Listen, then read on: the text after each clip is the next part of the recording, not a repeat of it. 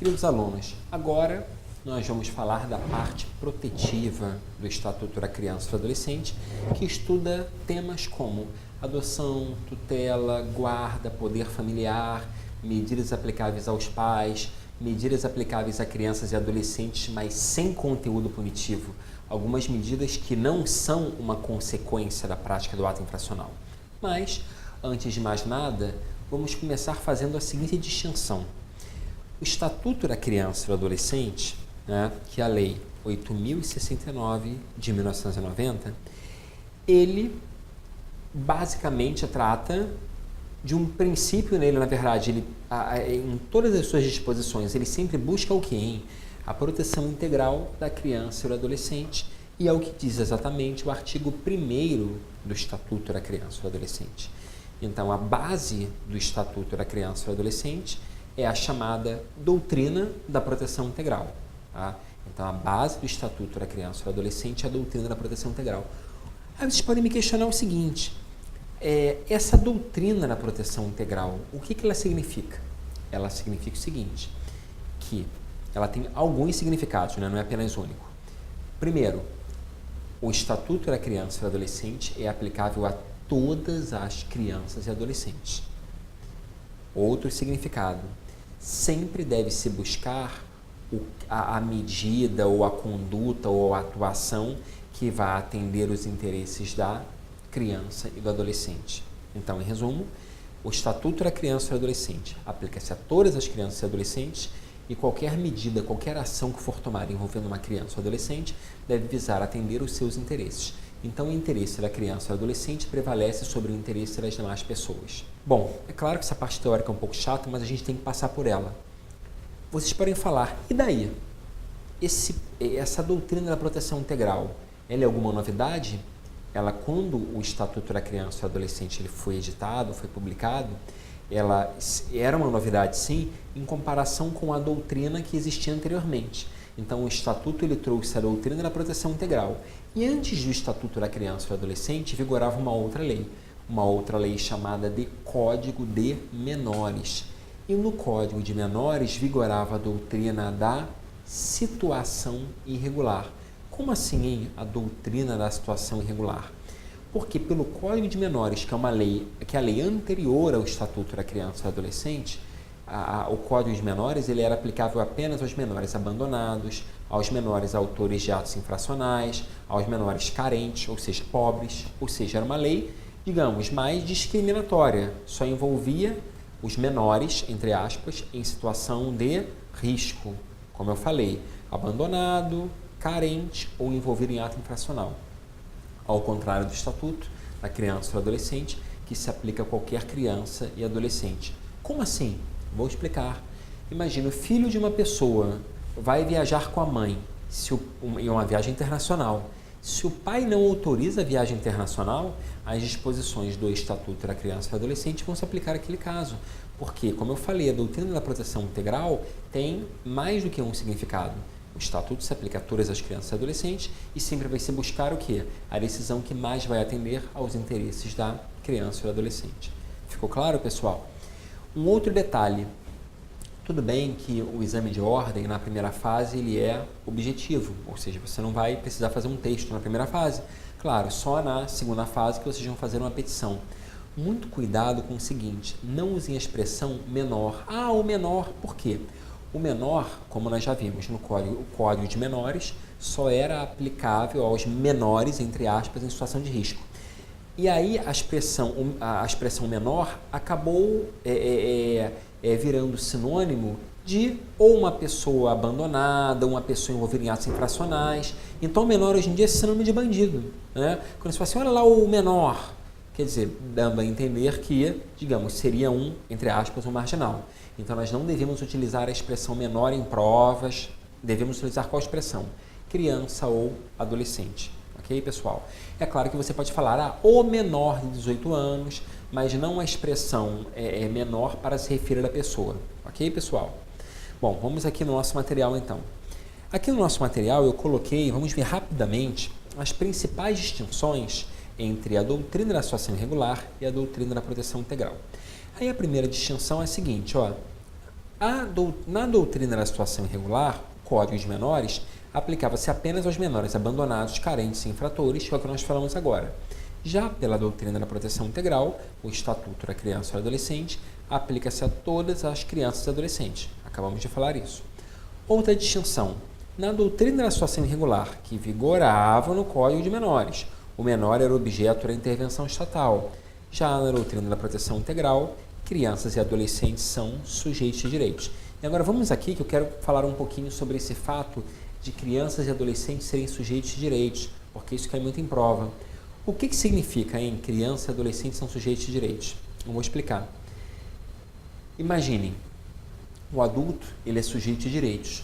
Num processo judicial, por exemplo, ele é ouvido, pode ter sua opinião considerada. E a criança e o adolescente, A partir do Estatuto da Criança e do Adolescente, crianças e adolescentes passaram a ser sujeitos de direitos. E aí, como sujeitos de direitos, crianças e adolescentes elas também têm o direito de ser ouvidas e também têm o direito de ter a sua opinião considerada. Como assim? Eu vou explicar. Pouco importa, e esse direito de ser ouvido, pessoal, pouco importa se é uma ação socioeducativa que versa sobre ato infracional ou se é uma ação de guarda, tutela, adoção. O próprio artigo 28, parágrafo 1º e 28, parágrafo 2º, preste muita atenção nisso, porque essas disposições, artigo 28, parágrafo 1º e 28, parágrafo 2º, são importantíssimos. O 28, parágrafo 1º, fala que sempre que possível, a criança e o adolescente, ou o adolescente, serão previamente ouvidos por equipe interprofissional, respeitado seu grau de desenvolvimento e compreensão. E aí vem o 28, parágrafo 2º do Estatuto e fala: tratando-se de maior de 12 anos de idade, será necessário o seu consentimento colhido em audiência para a colocação de família substituta, que o artigo 28, parágrafo 2º, está dentro da parte de colocação de família substituta. Eu vou explicar isso aqui melhor. O Estatuto, ele, em resumo, fala o seguinte, no artigo 28, parágrafos 1º e 2º. Se tratar-se de uma criança, ela será ouvida e a sua opinião será considerada. Se tratar-se de um adolescente, a sua opinião, o seu consentimento é requisito para a colocação em família substituta. Nós já vamos ver que a colocação em família substituta ela será por 3 formas: adoção, tutela e guarda. Tá? Então, o adolescente, lembrando que criança possui entre 0 e 12 anos incompletos. Então, de 0 a 11 anos, 11 meses e 29 dias é uma criança. Completou 12 anos, até 17 anos, 11 meses e 29 dias é um adolescente. Tá? Então, consentimento do adolescente é requisito para a colocação em família substituta. Consentimento da criança não é requisito, mas mesmo assim ela terá sua opinião considerada. Por que eu falei tudo isso? Porque isso mostra que no Estatuto da Criança e do Adolescente, crianças e adolescentes são sujeitos de direitos, têm o direito de ter a sua opinião considerada, têm o direito de serem ouvidos, tanto crianças como adolescentes. Tá? Agora, só cuidado com o seguinte, quando vocês podem pensar, uma criança com 1 ano de idade vai ser ouvida? Aí não, pessoal, porque uma criança com 1 ano de idade não vai saber expressar bem a sua vontade. Mas você repara se uma criança de 1 ano de idade está bem cuidada ou não, se ela está afeiçoada ou não com aquela família. Mas normalmente na prática, a partir dos 3 anos, a criança normalmente já é ouvida. Tá?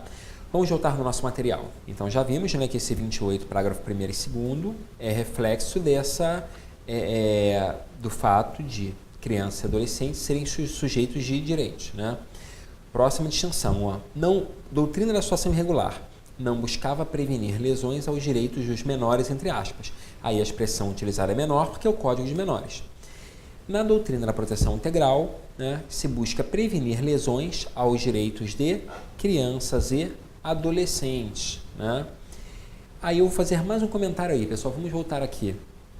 Quando se fala assim, a doutrina da proteção integral busca prevenir lesões aos direitos de crianças e adolescentes. Não sei se vocês já repararam, o Estatuto da Criança e do Adolescente, lá nos artigos 70 e seguintes, eles possuem várias normas que buscam prevenir lesões aos direitos de crianças e adolescentes. Como assim, são normas que, a princípio, podem parecer normas restritivas de direitos, mas elas não são restritivas de direitos. Eu vou dar alguns exemplos. Crianças e adolescentes não podem ter acesso a determinados estabelecimentos, por exemplo, onde ocorre jogo, onde ocorre aposta, não pode ter acesso a bebida alcoólica, não deveria ter acesso a armas, munições, drogas, mas isso tudo o quê? Por uma questão de prevenção, para prevenir lesões aos direitos, tá? Então, mais adiante, nós vamos ver quais normas são essas normas de prevenção do Estatuto. Vamos ver isso mais adiante, tá? Vamos voltar aqui no material. Bom, então, como nós vimos aí, né, embaixo, o ECA, né, a Doutrina da Proteção Integral, busca prevenir lesões aos direitos de criança e adolescente, o que não ocorria no Código de Menores, né? Outra distinção. A doutrina da situação irregular confundia as medidas de proteção com punição, e já a doutrina da proteção integral, que é a doutrina utilizada no Estatuto da Criança e Adolescente, distingue as medidas de proteção das medidas socioeducativas. E aí, pessoal, vamos aqui, só um detalhe. As medidas de proteção estão no artigo 101 do Estatuto. Elas não têm nenhum cunho punitivo. É a matrícula em um colégio, é um tratamento médico, é um tratamento psicológico. E outro detalhe importante, a criança ou adolescente não precisa praticar um ato infracional para sofrer uma medida protetiva. Mas, para que um adolescente sofra uma medida socioeducativa, ele tem que praticar um ato infracional. Então, entenderam? Então, vou frisar bem. Medida protetiva pode ser aplicada a todas crianças e adolescentes, mesmo que não tenham praticado ato infracional. Por quê? Porque medidas protetivas não têm cunho punitivo.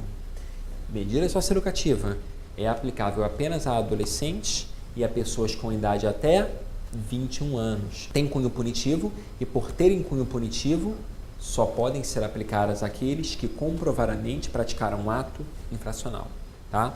Vamos voltar aqui, né? Então, reparem, o Estatuto ele distingue bem medida de proteção de medida socioeducativa. Basta ver que as medidas de proteção estão no 101, artigo 101, e as medidas socioeducativas estão lá no artigo 112 do Estatuto.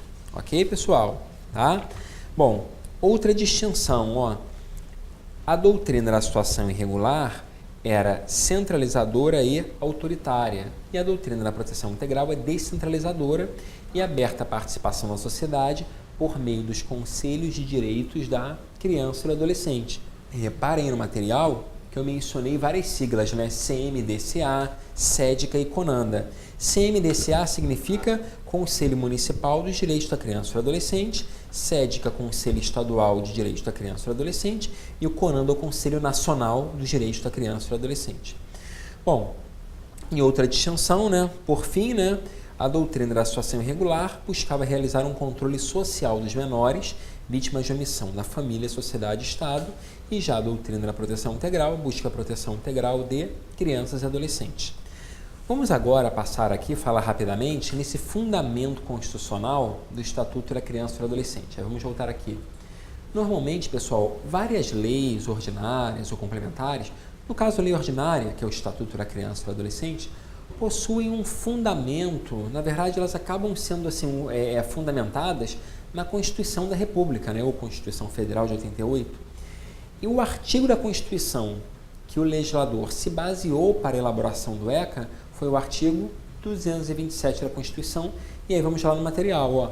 O artigo 227 da Constituição é o artigo que serviu de fundamento para o Estatuto da Criança e do Adolescente. E ele diz lá, ó, é dever da família, da sociedade, do Estado, assegurar à criança, ao adolescente e ao jovem, com absoluta prioridade, o direito à vida, saúde, alimentação, educação, lazer, profissionalização e por aí vai. Tá? Bom, princípio da proteção integral, nós colocamos aí, ó, é norteador do Estatuto da Criança e do Adolescente, que dispõe seu artigo 1º, e isso nós falamos ainda há pouco, né? O artigo 1º diz lá, ó, esta lei dispõe sobre a proteção integral à criança e ao adolescente, tá? E também o artigo 227, né, lá no parágrafo 3º da Constituição, também diz, ó, o direito à proteção especial abrangerá os seguintes aspectos. Olha só, pessoal, cuidado, que aí vocês podem falar, olha, o 227, parágrafo 3º da Constituição, fala em proteção especial. O artigo 1º do Estatuto fala em proteção integral. Olha só, A proteção integral, proteção especial, são interpretados como um instituto idêntico. É que várias normas de direito da criança e do adolescente são copiadas do direito estrangeiro. E aí na tradução, parte foi traduzida como proteção integral, outra proteção especial, mas na verdade significam o quê? Que crianças e adolescentes têm prioridade, não é isso? No debate entre o direito da criança e do adolescente contra os direitos, o direito da criança e do adolescente ele vai prevalecer. Até uma questão interessante, né? Uma vez foi questionado, até numa prova, qual direito deveria prevalecer, né? Porque a criança ou adolescente possui prioridade absoluta. E o idoso também possui prioridade absoluta, né? Se vocês forem lá no Estatuto do Idoso, né? Vou até pegar aqui o Estatuto do Idoso, que é a Lei 10741 de 2003, né? O que diz o Estatuto do Idoso, hein? Que o Estatuto do Idoso aplica essas pessoas, né? Com idade igual ou superior a 60 anos, né? E o artigo 3º diz lá, é dever da família, comunidade, sociedade, assegurar o idoso com absoluta prioridade a efetivação de vários direitos, né? Igual o adolescente, né? Vida, saúde, alimentação, né? Então, essa prioridade absoluta lá do artigo 3º do Estatuto do Idoso, vocês podem perguntar o seguinte, num confronto do direito do idoso com o direito de uma criança ou adolescente, qual deve prevalecer, hein? Deve prevalecer, pessoal, o direito da criança ou do adolescente. Por quê? Porque a prioridade da criança ou do adolescente ela é estabelecida na Constituição. E a prioridade do idoso é estabelecida em uma lei ordinária. Logo, teoricamente, a prioridade constitucional supera, prevalece sobre a prioridade legal. Ok? Vamos voltar lá no nosso material. Aí vamos lá. Né? O que a Constituição fala no 227, parágrafo 3º? Aí fala assim, ó, cuidado que esse inciso primeiro, ele não está, e assim, é um inciso que está na Constituição, mas esse inciso da Constituição não está atualizado, porque ele fala assim, ó, idade mínima de 14 anos para admissão ao trabalho. Não é, pessoal, a idade mínima é de 16 anos para admissão ao trabalho e como aprendiz a partir dos 14 anos, tá? Mas o legislador se esqueceu de atualizar essa parte da Constituição. Garantia de direitos previdenciários e trabalhistas, garantia de acesso ao trabalhador adolescente e jovem à escola, garantia de pleno e formal conhecimento de atribuição de ato infracional, igualdade na relação processual, defesa técnica profissional habilitado, tudo isso nós vimos na parte infracional, né? Obediência aos princípios da brevidade, excepcionalidade e respeito à condição peculiar de pessoa em desenvolvimento, nós já vimos também na parte infracional, né? Estímulo do poder público através de assistência jurídica, incentivos fiscais e subsídios nos termos da lei ao acolhimento sob a forma de guarda de criança ou adolescente órfão ou abandonado. Aí eu vou falar um pouquinho sobre essa questão do acolhimento de criança e adolescente órfão ou abandonado e que estímulo é dado. Eu vou explicar. Olha só, uma criança ou um adolescente que é abandonado pela família, ele vai para uma entidade chamada entidade de acolhimento. O que é isso, hein? Em 2009, cuidado, porque em 2009 o legislador ele mudou a expressão no Estatuto da Criança e do Adolescente, mudou o nome. Até 2009 o ECA chamava de abrigo, o local em que a criança ou adolescente abandonada era encaminhada. E aí, em 2009, passou a se chamar entidade de acolhimento. Então agora não se fala mais em abrigo, se fala em entidade de acolhimento. E o acolhimento ele pode ocorrer de duas formas, até nós vamos ver isso de maneira mais detalhada daqui a pouquinho. Mas ele pode ser um acolhimento institucional. Como assim acolhimento institucional? É aquele em que a criança ou adolescente é encaminhada para uma instituição de acolhimento, que é o antigo abrigo, né? E o acolhimento pode ser familiar. Como assim acolhimento familiar, hein? Uma família pode procurar o município, a prefeitura. Normalmente, a Secretaria Municipal de Assistência Social, que é o órgão responsável por isso, faz digamos assim, um cadastro de famílias interessadas em cuidar de crianças e adolescentes abandonados pela família. Então, imagine, uma família abandonou o seu filho, criança ou adolescente. Uma outra família, cadastrada na prefeitura, normalmente junto à Secretaria Municipal de Assistência Social, que a família se apresenta e fala, olha, eu quero entrar num programa que é chamado de Programa Família Acolhedora. Como é feito na prática, hein? a Secretaria Municipal de Assistência Social manda uma equipe técnica na casa dessa família para verificar se a casa tem condições mínimas, faz uma entrevista psicológica, uma entrevista social, para ver se aquela família tem condições psicológicas e sociais de receber uma criança para cuidar provisoriamente, e se essa família for considerada apta, ela é inserida nesse programa Família Acolhedora, que nada mais é do que um acolhimento familiar.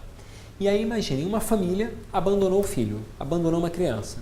Essa criança ou esse adolescente, ao invés de ir para uma instituição de acolhimento, ela vai para onde? Vai para essa família que se chama acolhimento familiar. Tá? E aí a família cuida dessa criança ou desse adolescente por um período, que nós vamos ver é uma medida temporária, não é definitiva, é uma medida temporária. Tá? E essa família que faz esse acolhimento familiar, ela recebe até uma bolsa auxílio por estar cuidando daquela criança ou adolescente. É bom para a criança ou adolescente por quê? Porque tem um tratamento individualizado, personalizado. É bom para a família porque a família também está cuidando da criança ou adolescente e ainda recebe um auxílio para, digamos, atenuar as despesas, né, que ela tem com aquela criança ou adolescente. Tá? E é bom até para o município, por quê? Porque a despesa com a criança ou adolescente é muito menor, né? Imagina, o acolhimento familiar, essa bolsa auxílio que varia no valor de 300, 400 reais, é muito menor do que o gasto que ocorreria se essa criança ou se esse adolescente estivesse numa instituição de acolhimento, que o gasto mensal superaria fácil R$1.000. Tá claro? Vamos voltar aqui então para o nosso material, então continuando, né? Também, continuando lá no que seria proteção especial, programas de prevenção e atendimento especializado à criança, ao adolescente e ao jovem dependente de entorpecentes e drogas afins. Bom, pessoal, nós vamos ver que esse tratamento antidrogas, né, ele é uma medida de proteção aplicável à criança ou adolescente.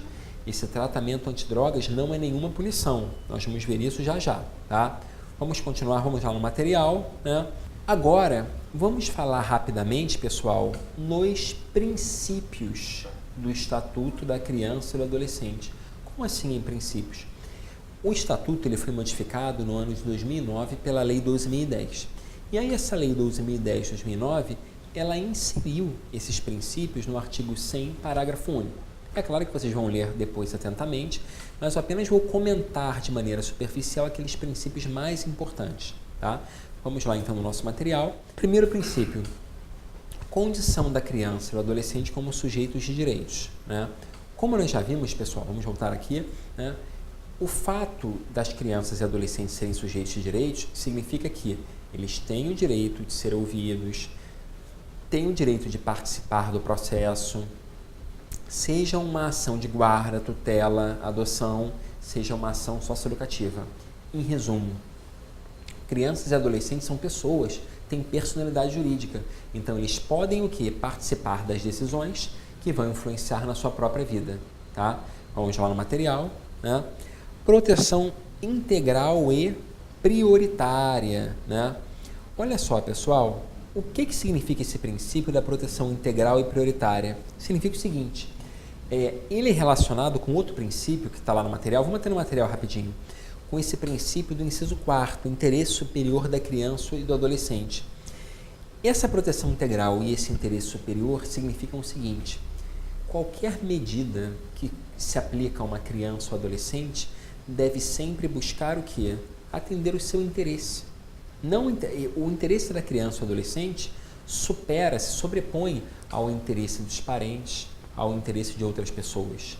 Então imaginem, vou dar um exemplo aqui, muitas vezes os pais abandonaram um filho e aí uma outra família está cuidando dessa criança. Se for constatado no caso concreto que é melhor que essa família cuide da criança do que o avô cuide, porque o avô não tem condições de cuidar, né, por ser uma pessoa, por exemplo, usuária de drogas ou usuária de álcool, é melhor para a criança o quê? Ficar com uma pessoa que não é parente do que ficar com o próprio parente. Ah, mas o avô vai ficar triste. Tudo bem, o avô vai ficar triste, realmente é uma pena. Porém, você vai buscar o que é melhor para a criança, não o que é melhor para o parente, ok? Vamos voltar lá no material.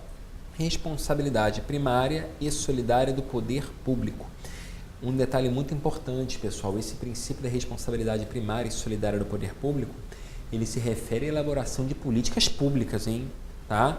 Porque a responsabilidade pelo cuidado dos filhos, ela é dos pais, tá? Os pais, então, é que têm responsabilidade pelo cuidado dos filhos, tá? Os pais, então, é que têm o dever de cuidar dos filhos, tá claro? E não outras pessoas, tá claro? Então, não é, digamos, o Estado, o município, a União que tem que cuidar do filho dos outros. Não, não é isso. Quem tem que cuidar o quê? O pai e a mãe. Essa responsabilidade primária e solidária do poder público é na efetivação de políticas públicas. Tem que ter colégio, tem que ter saúde, tem que ter creche. Aí sim é responsabilidade do poder público. Mas os pais é que têm o dever de cuidar de seus filhos, que são crianças e adolescentes. Voltando aqui no material, vamos falar do princípio da privacidade. Lembram, pessoal, nas aulas anteriores, nós falamos que na parte infracional existe o artigo 143 que fala que a ação socioeducativa ela não pode ser divulgada. Nenhum procedimento administrativo, judicial ou policial envolvendo criança ou adolescente. Já esse artigo 100, parágrafo único, inciso 5º, que trata do princípio da privacidade, ele se aplica à parte civil, à parte protetiva do Estatuto. Porque ele fala, vamos lá no artigo 100, parágrafo único, inciso 5º, princípio da privacidade. A promoção dos direitos e proteção da criança e do adolescente deve ser efetuada no respeito pela intimidade, direito à imagem e reserva de sua vida privada. Então, pessoal, esse princípio da privacidade enseja o sigilo numa ação de adoção, tutela, guarda. Mas vocês podem ter a seguinte dúvida: mas eu posso colocar numa rede social a foto de uma criança? Pode, não tem problema nenhum. O entendimento jurisprudencial é o seguinte: pode ser colocada a foto de uma criança ou adolescente em redes sociais, desde que em situações normais, desde que não seja uma situação constrangedora, ok, pessoal? Então, desde que não seja uma situação constrangedora, a criança ou adolescente, ela pode o quê? Ter uma foto publicada em uma rede social, junto com um amigo, junto com um parente, sem problema nenhum. Agora, se você publica uma foto de uma criança numa situação vexatória, numa situação constrangedora, pode até, uma imagem dessa pode até configurar um ilícito previsto lá no Estatuto da Criança e do Adolescente, que é justamente você o quê? Expor, criança ou adolescente a vexame ou constrangimento. No artigo 232 do Estatuto da Criança e do Adolescente, pode se configurar, tá? Vamos continuar, pessoal. Outros princípios, intervenção precoce, intervenção mínima, proporcionalidade e atualidade. Eu vou explicar juntamente essa intervenção precoce, intervenção mínima, proporcionalidade e atualidade. Vocês lembram, pessoal, quando nós estudamos a parte infracional do Estatuto e nós falamos que apesar da omissão do Estatuto, o próprio STJ, até na súmula 338, entende que a prescrição se aplica às medidas socioeducativas? Pelo seguinte, olha só, pelo princípio da intervenção precoce, o poder público, o judiciário, deve atuar assim que ocorra um problema. Pela intervenção mínima, o Estado deve apenas intervir para o quê? Para retirar a criança ou adolescente da situação de risco. Depois, quem deve assumir a responsabilidade? Os pais. E essa atualidade também envolve a prescrição. Então, só para ficar claro, intervenção precoce, atualidade envolvem diretamente o instituto da prescrição, porque a medida tem que ser atual. Se já se passaram 4 anos, não vai mais aplicar nenhuma medida.